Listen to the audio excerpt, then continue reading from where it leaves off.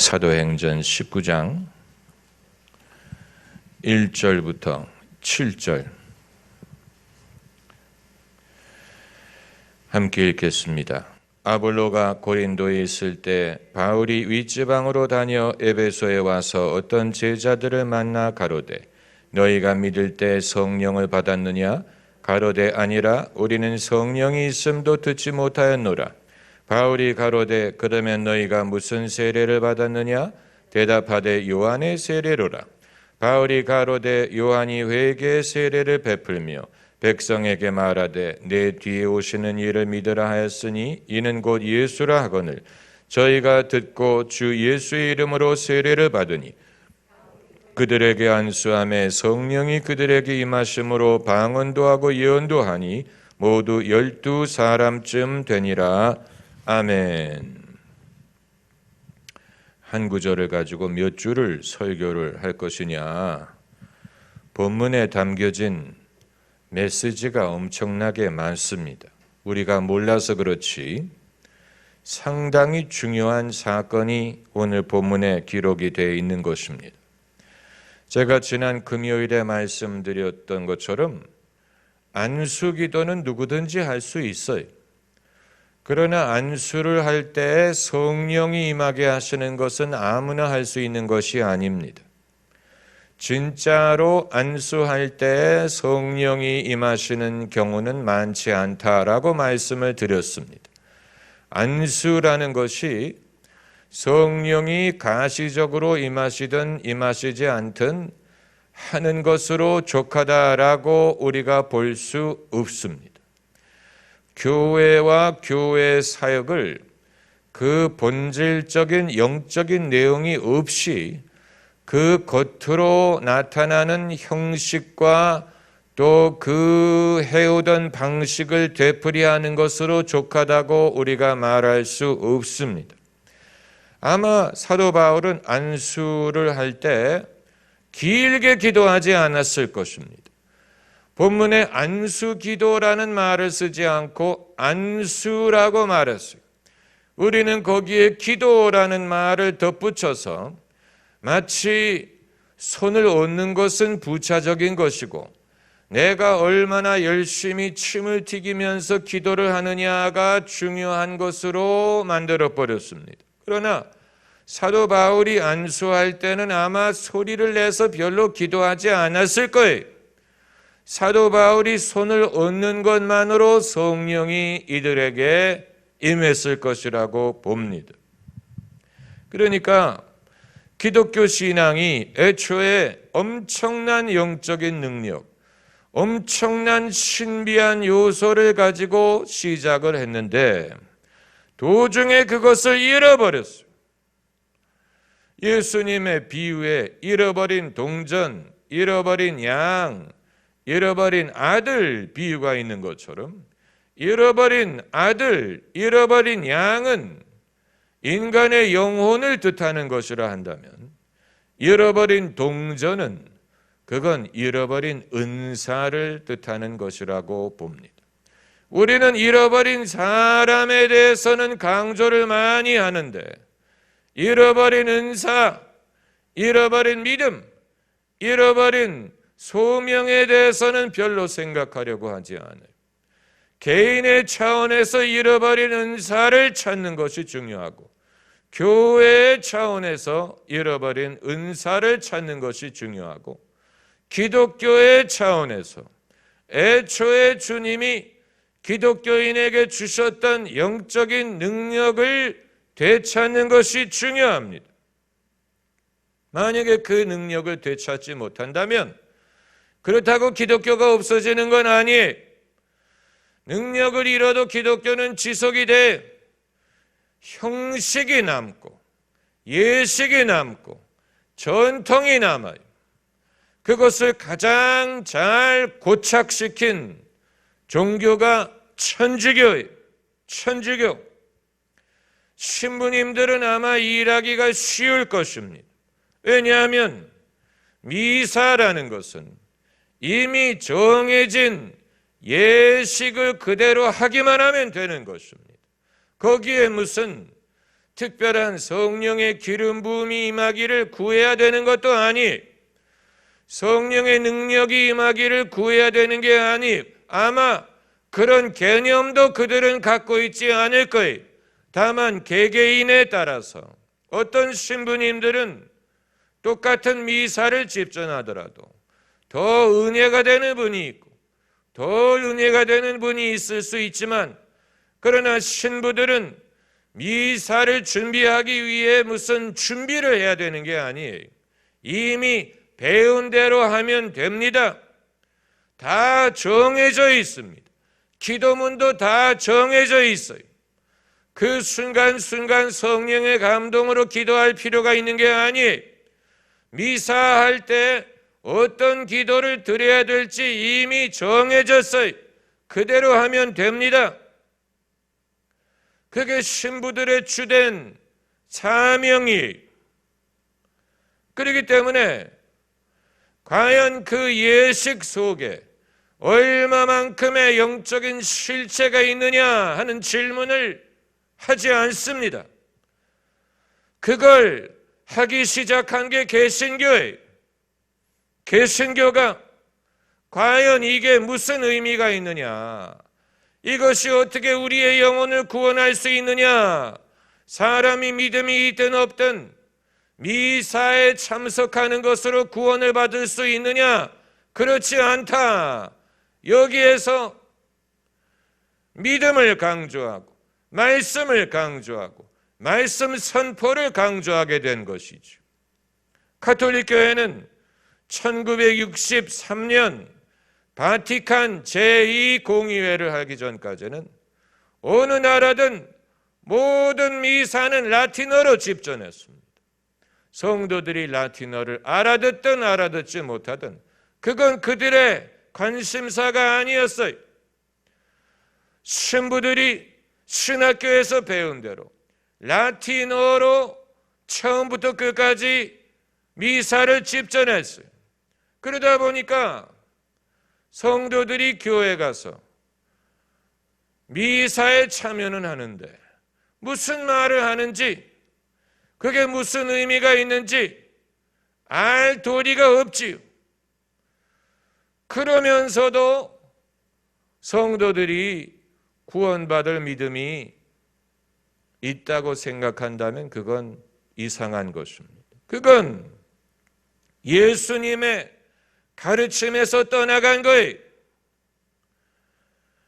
미사 자체, 성찬식 자체에 인간을 구원할 만한 은혜가 있으리라고 생각한 것은 잘못된 신학이, 어떻게 미사 자체에 인간을 구원할 만한 은혜가 있다는 얘기입니까? 사람이 믿음으로 구원을 얻는 것인데, 믿음은 들음에서 오는 것이고 들음은 그리스도의 말씀으로 말미암는 것이고, 그렇기 때문에 예수님은 어디를 가시든지 말씀을 가르치시고 선포하시고 제자들에게도 그렇게 해서 강조하셨는데, 언제부터 성찬식에 참여하는 것만으로, 그 떡을 먹고 그 잔을 마시는 것만으로 인간의 영혼이 구원을 받을 은혜를 얻으리라고 생각하는 것은 잘못된 신학이, 이것은 영적인 실체를 상실한 겉에 형식만이 남은 종교가 되는 것입니다. 제가 오늘 안수를 하더라도 성령이 임하시지 않는다면 그 안수는 형식에 불과하다라는 말씀을 드리는 이유가 바로 여기에 있는 것입니다. 개신교도 다르지 않아요. 개신교가 갖는 수많은 안수식, 목사 안수식, 장로 안수식, 안수를 하는 것은 좋은 일이지만 중요한 것은 사람의 손으로 안수를 할 때 성령이 임하시느냐, 하나님이 그 일을 맡을 만한 기름 부음을 주시느냐, 그건 별개의 문제. 별개의 문제. 우리가 얼마나 형식 위주의 신앙으로 변질됐느냐 하는 것은 우리가 주의 종을 일컬을 때 기름 부음을 받아 세움받은 주의 종이란 말을 하는 것은 안수할 때 실제로 성령의 기름 부음이 임하셨다는 것을 전제하는 것이지만, 그러나 과연 사람의 손으로 머리에 댔다고 다 항상 성령이 임하신다는 보장은 없어요. 장로님들도 마찬가지, 기름 부음을 받아 세운 장로라는 말을 우리가 사용하지만 과연 안수를 받을 때 그 순간에 성령이 임하셨느냐? 그건 하나님과 당사자만이 알 것입니다. 제가 많은 안수식을 참석해 봐서 경험한 것은 행사에, 안수식은 행사에, 그렇기 때문에 사람들을 초청하고 가족들이 찾아오고 사진을 찍고 마치 잔치하는 것처럼 친척들, 부모님들이 오고 배우자가 오고 모든 격식은 갖춥니다. 그러나 정작 안수를 하는 그 시점에 정말로 그 일을 위해 하나님이 기름 부음을 주시느냐? 우리는 사진 찍느라 바빠서 정말로 그 순간에 성령이 임하시는지를 생각하는 사람은 별로 없을 것입니다. 그 순간에 전부 다 사진 찍느라고 바빠서 그게 어떤 영적인 의미가 있다고 그렇게 사진을 찍으려고 하는지 도대체 알 수가 없어요. 사람의 손을 얻는 것에 불과하다면 그건 별로 의미가 없는 것입니다. 만약에 사도 바울이 이 에베소의 제자들에게 세례를 주고 안수를 했는데 그것으로 끝이었다면 성경에 그것을 기록할 필요도 없었을 것입니다. 그것을 기록한 이유는 사도 바울이 안수를 했더니 바울이 그들에게 안수함에 성령이 그들에게 임하심으로 여기까지만 말했어도 그런가 보다 하겠는데 성령이 그들에게 임하시는 증거를 기록을 했어요. 성령이 그들에게 임하심으로 방언도 하고 예언도 했다. 그러니까 성령이 임하실 때 그냥 믿음으로 임하셨을 거야, 임하신다고 했어, 임하실 거야, 임하실 줄로 믿어, 이게 아니에요. 성령이 임하시는 것을 확인할 수 있는 증거가 나타났어요. 이들이 방언도 하고 예언도 했어요. 이전에 할 수 있었던 걸 한 게 아니에요. 해본 적이 없는, 방언을 어떻게 하는지도 모르고 예언을 어떻게 하는지도 모르는 사람들이 사도 바울이 안수함에 성령이 그들에게 임해서 해본 적이 없는 방언도 하고 예언도 했어요. 이게 진짜 안수요, 이게 진짜 기독교 사역이에요. 영적인 실체가 따라야 돼요. 우리가 갖는 모든 형식, 예배도 하나의 형식. 예배는 다 순서가 있죠. 형식이기 때문에 순서가 있어요. 또 그 이후의 교회 행사는 형식이 없을 수 없어요.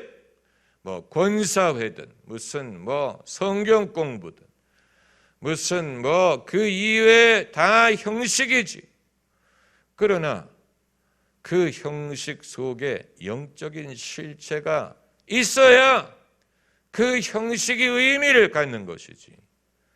영적인 실체가 없다면 그건 가톨릭 교회가 수십 세기 동안 그냥 미사를 집전하는 것만으로 그것으로 예배를 삼고 그것을 교회 예배 사역의 주로 삼고 그리고도 기독교가 영적인 능력을 유지하리라고 기대했다면 그건 착각을 해도 엄청 착각한 것입니다. 제가 천주교를 차별하기 위해서 이 말씀을 드리는 것이 아니고 기독교적인 차원에서 애초에는 기독교가 이런 영적인 능력이 있고 시작을 했는데 어떻게 그것을 상실했느냐를 말씀드리는 것입니다. 그걸 상실했어요. 오랫동안 상실했어요. 얼마나 오랫동안 그걸 상실했는지 알 수 없어요. 여기에서 이제 교회사의 차원에서 눈을 돌려서 개교인, 개교회, 그리고 개인의 차원으로 생각을 좀 바꿔서 볼 필요가 있습니다.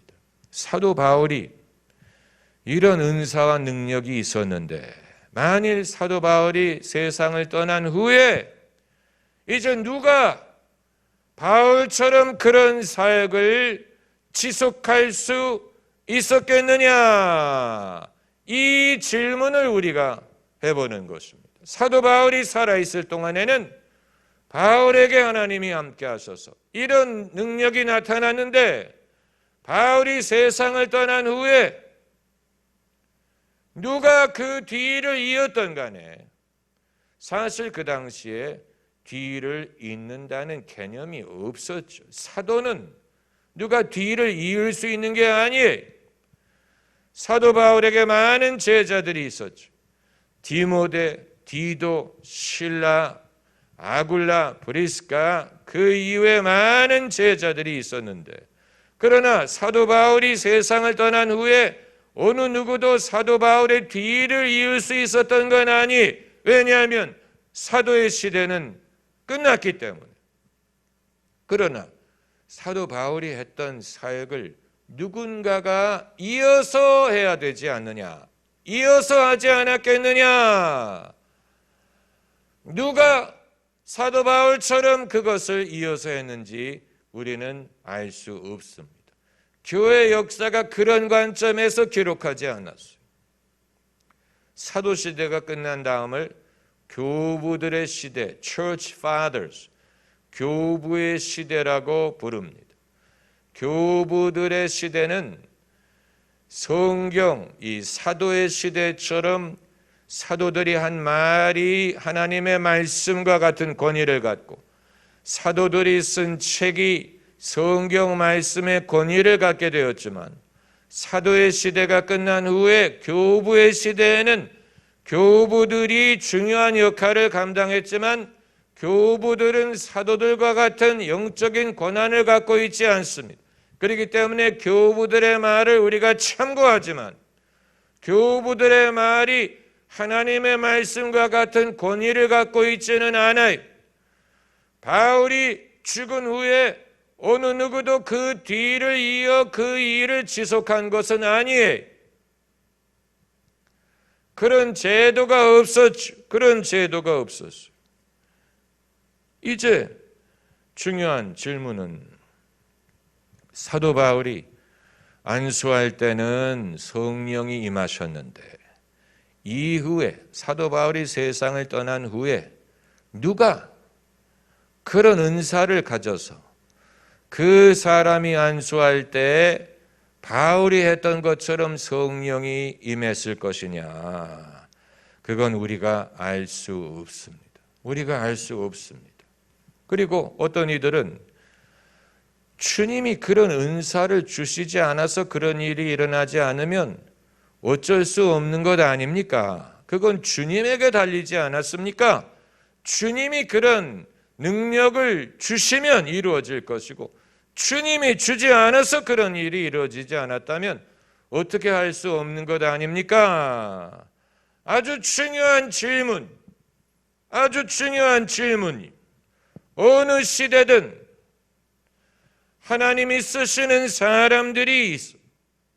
그런데 문제는 하나님이 쓰시던 사람이 떠나간 후에 누가 그런 일을 되풀이해서 할 수 있느냐 하는 문제가 대두가 됩니다. 어느 시대든 어느 곳이든 빌리 그레이엄 목사님은 세계적인 전도자였어요. 개신교 신앙을 대표하는 인물이었어요. 그런데 빌리 그레이엄 목사님이 세상을 떠났어요. 이제 누가 그 뒤를 이어 빌리 그레이엄 목사님이 했던 일과 같은 일을 할 것이냐? 그 질문 자체가 잘못된 거예요. 하나님이 쓰시는 종이 살아있는 동안에 그 일을 하지만 그분이 세상을 떠나면 그분이 누구든 간 하나님이 마치 후임자 정하는 것처럼 그 사람의 뒤를 이어서 그 일을 하게 하시리라는 보장은 없어요. 특별히 같은 단체에서, 같은 교단에서, 같은 제도권 안에서 전임자가 가졌던 은사를 후임자에게 부어주어서 같은 일을 지속하게 하시리라는 보장이 없어요. 여의도 순복음교회 조영기 목사님, 그분이 이미 은퇴하신 지 오래됐죠. 그분이 이제 세상을 떠나게 되면 하나님이 대신 그분이 하셨던 것과 같은 일을 누가 되풀이하게 하실 것이냐? 그렇게 하시리라고 보이지 않습니다. 적어도 순복음교회 안에서는 그렇게 되리라고 보지 않습니다. 많은 사람들이 그것을 이해하지 못해요. 왜 아니냐? 하나님이 엘리사를 세우지 않았느냐? 그러셨지요. 그러나 그건 잠시 그런 일이, 엘리사 이후에는 이 인물이 없었죠. 제가 말씀드리는 것은 누가 후임자가 됐다고 하나님이 하셨던 이 일을 되풀이하리라고 보지 않는다는 것입니다. 온누리교회 하용조 목사님이 예능, 예배, 그리고 이 제자 훈련을 겸비해서 아주 독특한 목회 모델을 만드시고 훌륭한 교회를 세우셨어요.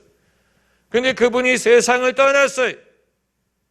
이제 사람들이 묻는 질문은 누가 그분을 뒤를 이어 그 똑같은 일을 할 것이냐? 그러리라는 보장이 없어요. 그러리라는 보장이 없어요. 그럼 하나님이 그 교회를 버린다는 뜻이냐? 버리는 건 아니에요. 다만 사람은 성령이 인간의 제도를 따라오리라고 생각하는데 성령은 인간의 제도를 따르지 않아요. 제도가 성령을 따라야 돼.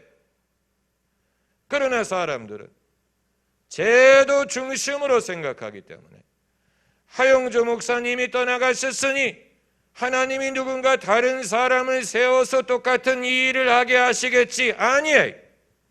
그렇게 하시지 않습니다. 하나님은 그렇게 하시지 않아요. 왜 그렇게 하시지 않느냐? 하나님이 계시기 때문에. 하나님은 성령이 제도를 따르게 하시지 않아요.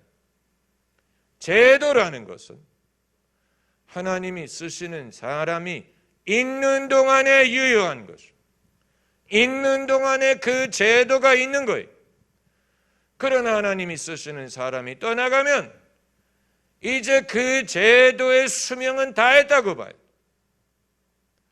이제 다른 방법을 모색해야 돼요. 성령이 제도를 따라오지 않고 제도가 성령을 따라가야 된다고 말씀드리는 이유가 바로 거기에 있습니다. 그 진리를 알지 못하기 때문에 하나님이 쓰시는 사람을 통해 부흥이 일어났을 때 그 부흥이 지속이 되다가 하나님이 쓰시는 사람이 떠나가면 이미 수명은 끝났다고 봐야 돼. 그런 예가 수도 없지만 빌리 그레이엄 목사님이 그 대표적인 일. 빌리 그레이엄 목사님은 어떤 제도를 만든 분이 아니 본인이 제도에 본인이 그 일을 한 거예요. 그분이 전도 단체도 만들고 뭐 여러 가지를 만들었죠. 대학도 세우고 많은 걸 했죠. 그러나 빌리그레함이 없는 빌리그레함 전도 단체는 의미가 없어요. 그렇게 많은 사람을 고용해야 될 일도 아니에요. 왜냐하면 그 한 분을 통해 하나님이 일하시는 거기 때문에. 이제 그분이 세상을 떠난 후에는 빌리그레함 전도단체는 수명이 다했다고 밖에는 말할 수 없어요. 그 아들 프랭클린 그레함 목사님이 아버지가 하던 일을 하지만 그분은 아버지가 아니에요. 프랭클린 그레함은 빌리 그레함이 아니에요. 그 이외에도 로버트 슐러 목사, 남가주의 수정교회 전성기에는 AFKN 방송을 주일 아침에 틀면 수정교회 예배 실황을 방송했어요. 미국의 설교자를 대표하는 목회자가 로버트 슐러 목사님이었어요. 그래서 남가주의 크리스터 캐티드럴 수정교회, 사절은 수정이 아니고 유리로 만든 거지만 남가주의 따뜻한 기후 때문에 그게 가능한 것입니다. 만일 우리나라에 유리로 건물을 거울로 건물을 만들면 추워서 사람들이 못 견딜 거예요.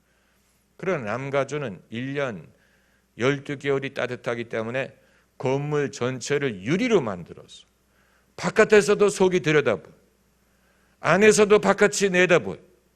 얼마나 아름다운지 몰라요. 그런데 로버트 슐러 목사님이 은퇴한 다음에 그 아드님이 그걸 이어받았죠.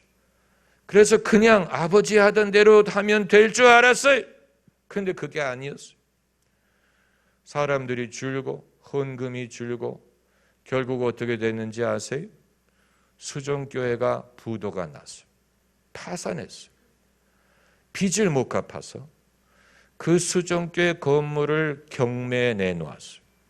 그 아름다운 건물, 핸드폰, 할렐루야, 주의 이름 찬양, 주의 이름 찬양, 얼굴을 숙이고 핸드폰을 끄세요.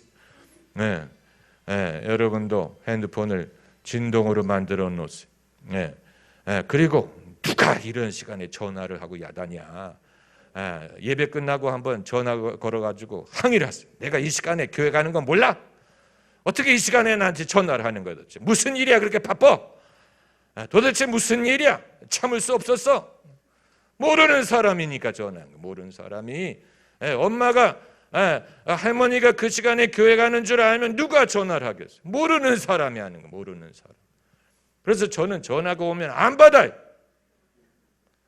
왜냐하면 중요한 일이라면 미리 전가를 보냈을 것이라고 보기 때문에 문자를 보내든 무슨 비서한테 말을 하든 그래서 중요한 일이라면 그래서 저는 전화가 오면 안 받아요.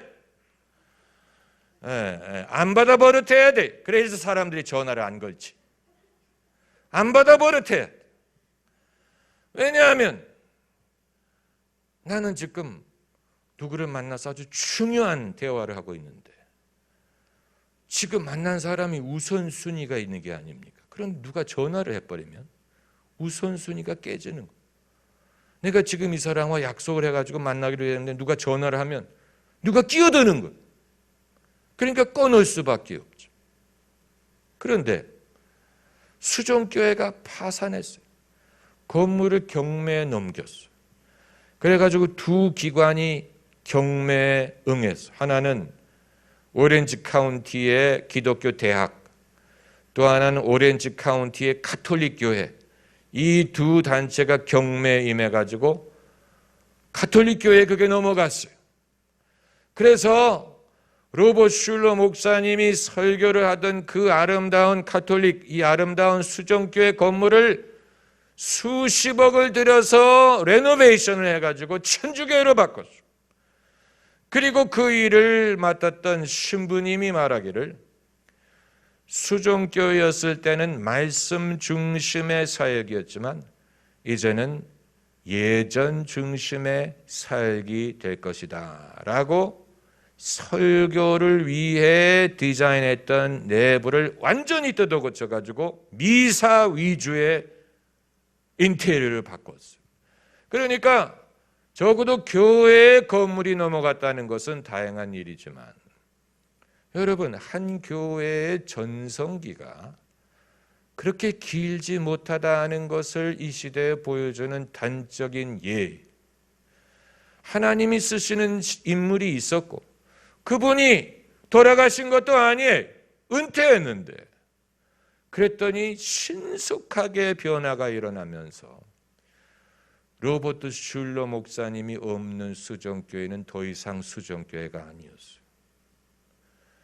사람들이 어느 누구도 그렇게 말하지 않아요. 로버트 슐러 목사님이 없는 수정교회는 더 이상 수정교회가 아니지라고 말하는 사람은 아무도 없어요. 그러나 하나님은 그걸 알고 계셨던 것 같아요. 그래서 더 이상 그 건물 필요 없다 하신 거예요. 한때는 내가 그 건물을 사용했지만 더 이상 그 건물 필요 없으니 미련을 갖지 말아라. 하나님이 하실 말씀이 있다면 그거였을 거예요. 더 이상 그 건물에 미련 갖지 말아라. 내 일은 수정교회가 있어야만 할 수 있는 게 아니다. 로버트 슐러 목사님이 계실 때는 하나님이 그 건물을 사용하셨어요. 그러나 그 이후에는 사람들도 더 이상 그 건물에 모이지 않고 하나님도 더 이상 그 건물을 쓰실 필요를 느끼지 않았어요. 수정교회가 천주교회로 넘어갔다고 하나님의 나라가 손실을 입었던 것 같지는 않아요. 다만 하나님이 쓰시는 인물, 사도 바울이 안수를 할 때 성령이 임해서 그들이 방언도 하고 예언도 하는 어디 흉내낼 수 없는 은사. 이건 흉내낼 수 없는 은사예요. 흉내낼 수 있는 일이 아니에요. 신학교육을 아무리 받는다고 이런 은사를 갖게 되지 않아요. 박사학위를 몇 개를 딴다고 이런 은사를 갖게 되지 않아요. 이건 하나님이 바울에게 주신 은혜예요. 그런데 사도 바울이 떠나가고 나면 누가 뒤를 이어서 바톤을 이어받아 그 뒤를 이은 사람에게 똑같은 일이 나타나야 되지 않느냐? 그런 보장이 없어요. 그런 보장이 없어요. 그러면 하나님이 더 이상 그런 일을 하시지 않는다는 말이냐? 그건 아니에요. 다만 성령께서는 같은 교회, 같은 교단, 같은 기관을 사용하실 필요를 느끼시지 않는다는 것입니다. 우리는 거기에 소속되고 거기에 목을 매죠. 자기가 소속된 교단에 목을 매는 목회자들 많아요. 나는 통합이니, 나는 합동이니, 나는 침례교니, 나는 감리교니, 나는 기아성이니, 나는 예아성이니, 나는 루터교니, 자기가 자라난 그 교단, 안수받은 그 교단, 자기가 은혜를 받은 그 교단에 충성을 하고 거기에 목을 매는 사람들이 많은데, 그러나 한때 하나님이 그 교단을 통해서 역사하셨을 수 있지만 그렇다고 해서 시대가 바뀐 후에 하나님이 반드시 똑같은 제도권을 통해서 역사하셔야 된다는 의무가 없어요. 이건 하나님에 대해 우리가 이해해야 되는 부분입니다. 하나님은 그런 식으로 어떤 교단이나 단체의 의리를 갖지 않습니다. 하나님은 당신의 일을 하십니다. 하나님은 당신의 일을 하시지. 사람의 제도에 매여서 하나님이 그 총회장에게 무슨 허락을 받는다든가, 총회장과 목사님 이렇게 해도 될까요? 의논을 하신다든가 그렇게 하시리라고 보지 않습니다. 그렇기 때문에 세수를 어디에다 넣어야 됩니까? 새 부대에 넣어야 된다 말씀하셨죠. 새 부대. 새 부대가 필요한 이유는 옛 부대가 수명을 다했기 때문인데, 옛날에는 부대의 수명이 좀 더 길었으리라고 봅니다. 그런데 세월이 바뀌면서 점점 부대 수명이 짧아져요. 수명이 얼마인지는 말할 수 없지만 수명이 그렇게 길지 않아요. 사람의 수명과 비슷하리라고 봅니다. 저도 처음에 교회의 수명, 또 종교기관의 수명에 대한 강의를 들었을 때는 굉장히 이질적이고 색다르고 마음에 와닿지 않고 못마땅했어요. 왜냐하면 아무도 그런 말을 한 적이 없었기 때문에. 교회는 영원한 것이 아니냐, 장로교면 장로교, 무슨 교단이라는 것은 항상 있을 것이고 또 하나님은 항상 그들을 통해 역사하시지 않겠느냐라고 생각을 했는데, 이 마틴 루터의 종교개혁이 재작년으로 몇 년이 됐는지 아세요? 500년. 개신교에서 제일 역사가 긴 교단이 루터교 아닙니까? 루터가 종교개혁을 시작했기 때문에. 여러분, 500년이면 500년이면 죽어도 벌써 몇 번 죽을 시간. 그러니까 500년이 됐다고 축하하고 기뻐하는 사람은 뭔가 뭘 모르는 거예요. 500년 기념을 한다고 무슨 하나님이 기뻐하셔서 역사하실 것 같습니까? 그렇지 않아요. 그거 너무 많은 세월이 지나간 거예요. 루터교는 이제 경직된 옛날의 생명력을 다 잃어버린 단체가 돼버렸어요. 이 포도주 부대의 수명은 점점 짧아지리라고 봅니다. 왜냐하면 사람들은 빨리 움직이고 빨리 변화하고 또 정보를 빨리 흡수하고 그리고 거기에 대한 발전을 빨리 이루는 그런 시대가 됐기 때문에 정보가 빨리 돌아가고 사람들이 무엇을 배운다면 급히 당장 배울 수 있는 시대가 되었기 때문에 이제는 영적인 실체를 갖지 않은 외형만을 가진 것은 어느 누구도 그것을 미련을 갖고 쫓으리라고 보지 않습니다. 그렇기 때문에 이제 우리는 이전의 방식이 더 이상 통하지 않는 시대를 살고 있다고 봐야 되는데, 그렇기 때문에 그럼 어떻게 하라는 말이냐? 이스라엘 백성들이 광야에서 구름 기둥과 불 기둥을 쫓아가는 원리를 배워야 됩니다. 그 사례는 오래전 일이지만 어떻게 보면 지금 이 시대에 가장 적합한 그런 모델이 되었어요. 이스라엘 백성이 광야에 40년 살 때 구름 기둥과 불 기둥을 쫓아갈 수 있었던 비결이 무엇이었는지 아세요? 무엇이 그들로 하여금 불 기둥과 구름 기둥을 하루아침에 쫓을 수 있게 됐습니까? 무엇이 그것을 가능하게 했습니까? 장막 생활을 했기 때문에 만약에 모세가 아침에 일어나는데 구름 기둥이 멀리 움직이면 천막을 다시 다 걷어야 돼. 장막을 걷고 움직여야 돼. 그들이 장막 생활을 했기 때문에 구름 기둥과 불 기둥을 쫓아가는 것이 가능했어요. 만약에 그게 아니고 벽돌로 지은 집에 살았다면 문제가 발생하는, 이제 벽돌을 다시 꺼낼 수도 없고 문제가 발생하는, 이제는 구름 기둥 보고 움직이지 말아달라고 말할 수밖에 없는, 여기 우리가 힘들어서 벽돌로 돌로 집을 지었는데 우리는 따라갈 수 없습니다. 여기 계시옵소서라고 할 것. 그런데 성령은 가만히 계시는 분이 아니, 성령은 바람처럼 움직여. 성경 말씀을 우리가 잘 아는 구절이지만 한 번 더 봐야 됩니다. 요한복음 3장 말씀. 요한복음 3장. 예수님이 니고데모에게 말씀하시면서 3장 8절 말씀. 3장 8절 말씀. 제가 처음 이 성경 구절을 접했을 때가 언제냐면 오맨이라는 소설책에 그 표지를 열면 이 성경 구절이 기록이 되어 있었어요.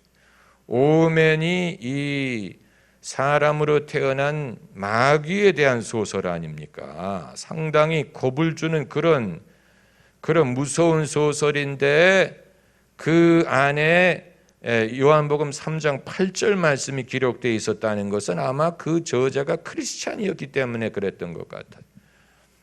이 3장 8절에 바람이 임의로 불매, 임의로 분다는 말은 무슨 뜻입니까? 바람이 불고 싶은 대로 분다는. 바람은 어느 누구의 허락을 받지 않아요. 불고 싶은 대로 임의로 불어. 바람이 임의로 불매 내가 그 소리를 들어도 어디로 오며 어디로 가는지 알지 못하나니 성령으로 난 사람은 다 이러하니라. 바람을 성령에 비유했어요. 성령은 임의로 불어. 바람이 부는 것을 우리가 경험합니다. 그러나 어디서 오고 어디로 가는지 알 수 없습니다. 왜냐하면 그건 성령이 결정하실 것이기 때문에 우리는 그것을 쫓아가는 방법밖에 없습니다. 바람을 우리가 가둬놓을 수 없어요. 바람을 우리의 제도로 가둬놓을 수 없고 전통으로 가둬놓을 수 없습니다. 바람이 한때 이곳에 불었다고 영원히 이곳에 분다고 볼 수 없어요. 21세기가 되기 전에 서양에 일어났던 부흥운동, 미국에서 일어났던 부흥운동, 최근에 일어났던 부흥운동이 하나는 토론토에서 일어난 토론토 거룩한 웃음, 토론토 블레싱, 그 부흥운동이 있었고, 그 다음에 이 플로리다 펜사콜라에 거기에 또 다른 부흥운동이 있었어요. 둘 다 엄청난 부흥운동이었어요. 그런데 그 부흥운동은 바람과 같이 와서 바람과 같이 사라졌어요. 지금 어느 누구도 그 똑같은 역사를 경험하기 위해 토론토나 펜사콜라를 가지 않습니다. 성령이 왜 그렇게 하시는지는 우리가 알 수 없지만 우리가 사는 동안에 우리가 사는 곳과 가까운 곳에 그런 일을 행하시는 것만으로도 감사한 일이, 그것만으로도 우리가 감사해야 돼. 내가 사는 동안에 성령이 역사하시는 것만으로 감사해야 돼. 우리가 사는 동안에 얼마나 많은 부흥을 경험했습니까? 대한민국에서 얼마나 많은 부흥을 여러분은 여러분의 부모님 세대가 얼마나 많은 부흥회를 얼마나 많은 부흥사와 기도원과 얼마나 많은 부흥의 역사가 있었어요. 다 하나님이 하신 일이에요. 기라성 같은 부흥사들이 계셨죠. 그때 필요했기 때문에 하나님이 하신 일이에요. 그러나 이제 그 모든 부흥은 다 끝났어요. 어느 누구도 이천성 목사님이 하셨던 그것을 경험하기 위해 이제 하늘산 기도회원을 가는 사람은 없어요. 그건 그때 하나님이 하신 일이, 이제는 이제 하나님이 하시는 일을 우리가 찾아야 됩니다. 하나님이 하시는 일. 그렇기 때문에 모든 교단, 뭐 통합이든 뭐 합동이든 무슨 감리교, 뭐 성결교, 대한민국에 있는 모든 교단들은 이미 화석화돼 가고 있어요. 이미 경직돼 가고 있어요. 그 많은 교단이 필요 없어요. 그 많은 교단은 이제 필요 없어요. 한때 하나님이 사용하셨어요. 그 많은 교단을 우리가 유지해야 된다고 생각할 필요 없어요. 하나님이 교단에 종속돼서 일하시리라고 생각하십니까? 이제 통합교단이 다른 교단이 갖지 못한 어떤 특별한 은사와 능력을 소유했을 것 같습니까? 그렇지 않아요. 통합은 한때 하나님이 사용하신 교단이, 그래서 통합에서 영락교회 같은 교회가 나오고 소망교회, 명성교회 같은 또 세문안교회, 이런 대표적인 교회가 통합에서 나왔죠. 그러나 그건 그때에 하나님이 하신 일이, 21세기에도 하나님이 그 통합이라는 것을 사용을 하실까? 그러리라고 보지 않습니다. 다른 방법을 우리가 모색해요. 다른 방법. 여러분 집에서 TV 보실 때 MMF 시합을 보십니까? MMF 이건 종합 격투기 시합, 종합 격투기. 대한민국에도 프로 선수들이 많아요. 여러분이 아는 프로 선수가 있습니까? 종합 격투기가 뭐냐? 복싱도 아니고 레슬링도 아니고 태권도도 아니, 유도도 아니, 그 모든 것을 섞은 게 MMF, Mixed Martial Art, 종합 격투기. 그래서 종합 격투기 시합을 보면 백인, 흑인, 동양인, 국적을 알 수 없는 선수들이 시합을 벌이는데, 복싱을 했다가 발차기를 했다가 유도처럼 사람을 넘어뜨렸다가 레슬링처럼 사람을 넘어지게 하고, 그렇게 해서 제일 잘하는 사람이 이기는 게 종합격투기. 종합격투기가 모든 무술을 다 제패했어요. 이제는 태권도도 의미가 없고 공수도도 의미가 없고 유도도 의미가 없고 쿵푸도 의미가 없고 태국의 킥복싱도 의미가 없어요. 이 모든 것은 MMF로 합쳐졌어요. 이제는 누구든지 이 경기에 나가면 동일한 기술을 가져야 돼. 동일한 기술. 그 기술이 뭐냐? 복싱, 발차기, 넘어뜨리기, 그리고 주짓수. 넘어졌을 때 어떻게 상대방을 제압하느냐. 그 선수가 과거에 어떤 전통에서 무술을 배웠던가, 그건 중요하지 않아요. 그 중에는 태권도로 시작한 사람도 있을 것이고, 무에타이로 시작한 사람, 복싱으로 시작한 사람, 별의별 배경이 있을 거예요. 그러나 일단 MMF에 들어오면 과거에 어떤 전통에서 시작했느냐 하는 것은 중요하지 않고 다 동일한 기술을 가져야 돼. 복싱, 발차기, 넘어뜨리기, 주짓수. 이걸 잘하면 이게 마찬가지로 제가 왜 이 말씀을 드리느냐. 기독교인이 어느 교단 출신이 하는 거 이제 중요하지 않아요. 기아성이든 예아성이든 무슨 은사주의 교회든 루터교든 무슨 리폼 신학이든 안 중요해요. 이제 중요한 것은 뭐냐? 말씀 전하는 능력, 기도의 능력, 목회의 능력, 현대인들에게 복음을 전할 수 있는 능력, 영적인 파워, 이것을 가지면 과거에 어느 출신이냐 하는 건 따지지 않아요. 이 기술을 잘 가진 사람이 이길 것입니다. 이 기술을 잘 가진 사람이 교회를 부흥시킬 것입니다.